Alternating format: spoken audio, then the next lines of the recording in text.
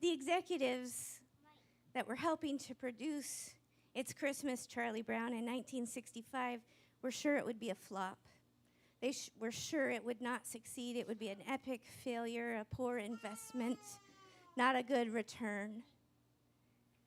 Because Charles Schulz was actively breaking one unwritten and then pretty clear rule that they suggested, which was every Christmas movie, particularly cartoons produced in that time, included zero religion, zero Christianity in every Christmas special. The religious vegetables were yet to come, and so it was a new idea. They wanted Schulz to cut that one part, that central part that you might remember where Charlie Brown, in this moment of agony and unrest, says, "Does anybody really know what Christmas is all about?" And then Linus, this calm, blanket-toting philosopher, is like, "Sure, Charlie Brown, I can tell you. Lights, please. We all know the rest. There were in that country shepherds, keeping watch over their flocks by night." He quotes it chapter and verse from the old King James Version. And they proved those executives wrong. Now, if the executives had been paying attention to Schulz's career at any point along the way, he didn't follow any of the norms or the rules of writing a comic strip or making a story at all. His comics were intentionally minimalist in a time that wasn't.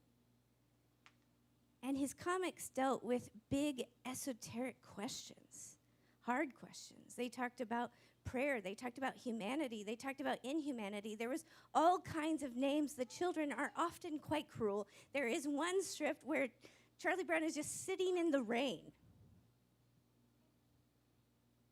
Schulz invited these conversations into the lives of everyday people over and over and over again because it was part of his own experience. As he was heading off to fight in World War II, and as his mother died young, he befriended a local pastor in his Minnesota hometown. They corresponded during the war, and when he returned, he went back to church. It was a conservative church, and it was a church that loved him into community. He read the Bible. He looked at commentaries. He read and read and read voraciously, exploring faith and life in community. And by 1960, his comic strip that had started out small, called The Little Folks, was syndicated everywhere. He had grown as a storyteller. The new characters were added along the way. Like baseball doesn't get in there until the 50s or something.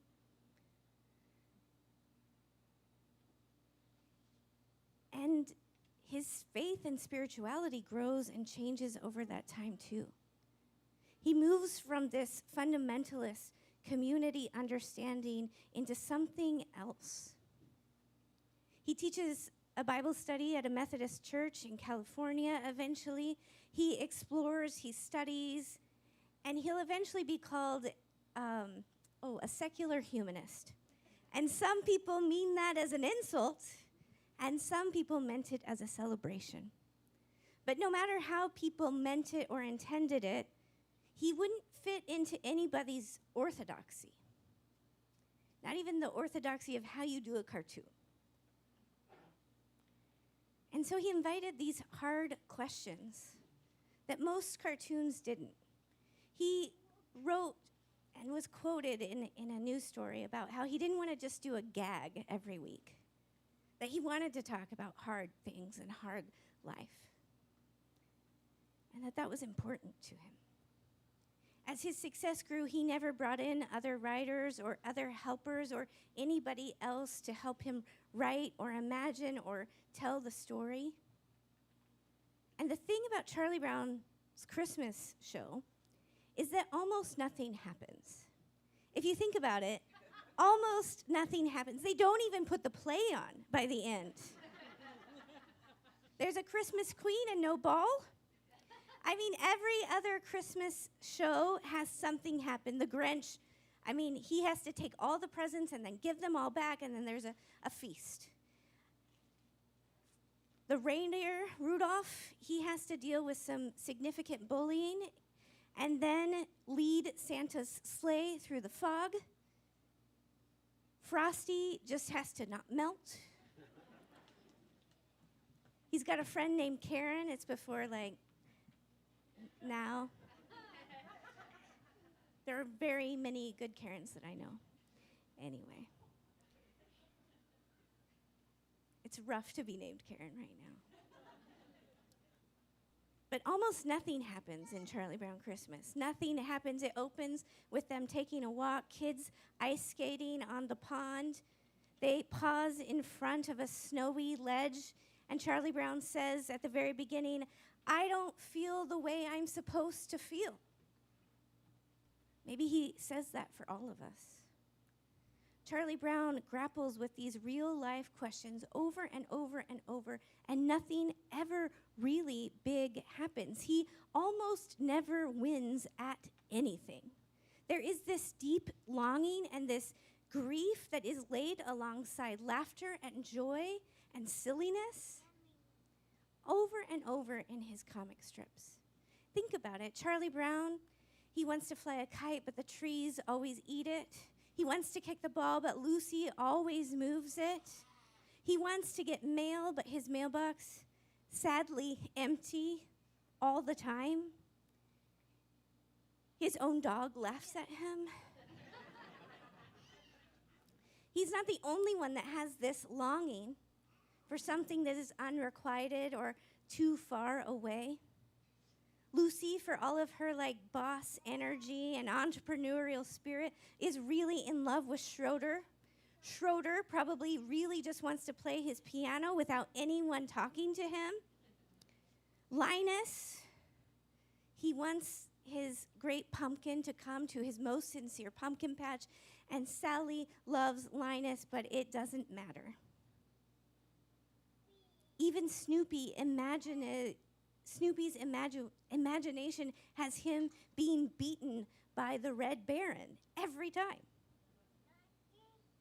Everyone grapples with loss and longing in their own ways over and over and over. And that's probably why it matters to us. If you grew up in the 80s, like some people, maybe you watched Saturday morning cartoons, and for a while there was the Charlie Brown and Snoopy show, and there were other cartoons that you could see. And there was something different about the Charlie Brown and Snoopy show because almost never does he win. He-Man, She-Ra, they beat everybody, no matter what their powers are.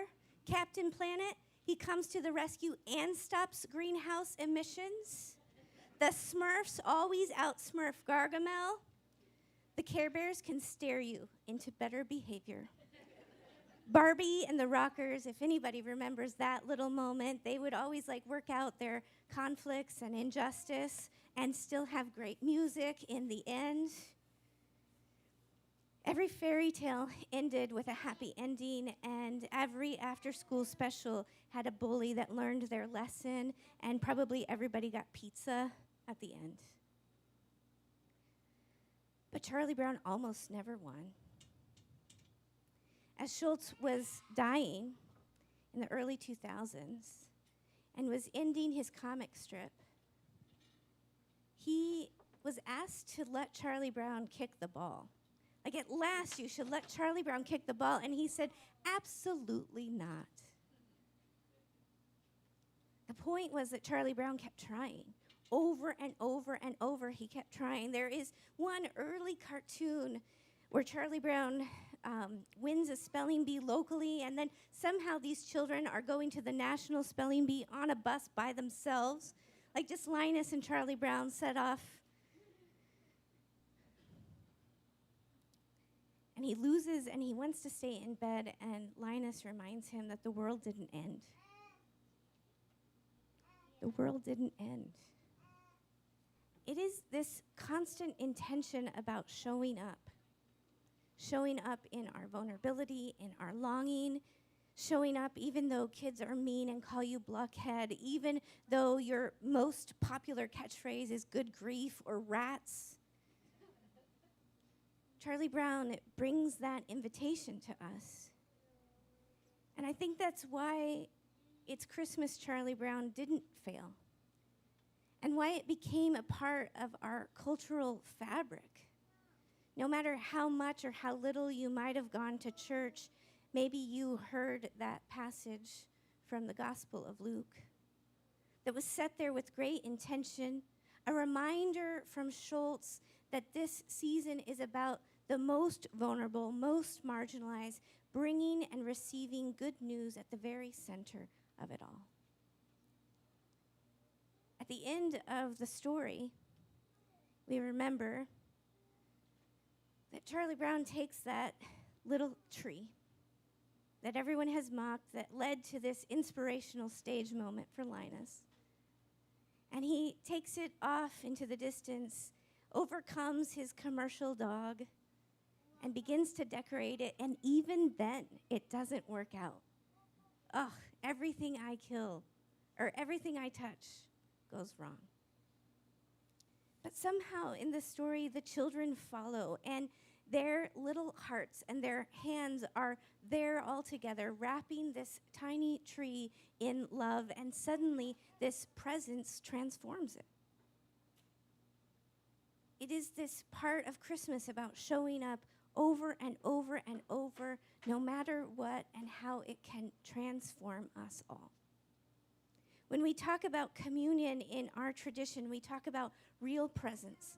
And it might look like so many different things to all of us at so many different times in our journey.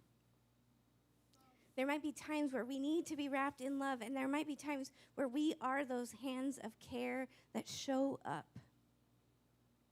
It is this work of constantly showing up, no matter how harsh and how hard the world might be. Charlie Brown's story may technically be a secular story. It didn't get invited into the conversation a few generations ago when folks were deciding what was secular and what was sacred. But if you read our stories, in the Gospel of Luke, you find the shepherds, and you find Mary's Magnificat. And in the Gospel of Matthew, you don't find any shepherds. You don't find any Magnificat. You find Joseph dreaming, and you find those wise ones, those magi, those three kings, as they are later named. Those stories aren't biblically accurate when we put them all together, but they are sacred. We inherit a world of stories. This is a season of stories, and what makes them sacred isn't who wrote them and what book they come from. What makes them sacred is how they impact us, how they change us, how they invite our hearts to grow. And so if there is a poem or a phrase or a lyric or a piece of prose that you love, that you hold on to, and it matters and it means something, and that it helps you grow into this person of compassion who will show up again and again and again, that's what this Christmas story is all about. May we have the courage to be a part of it. May it be so. Amen.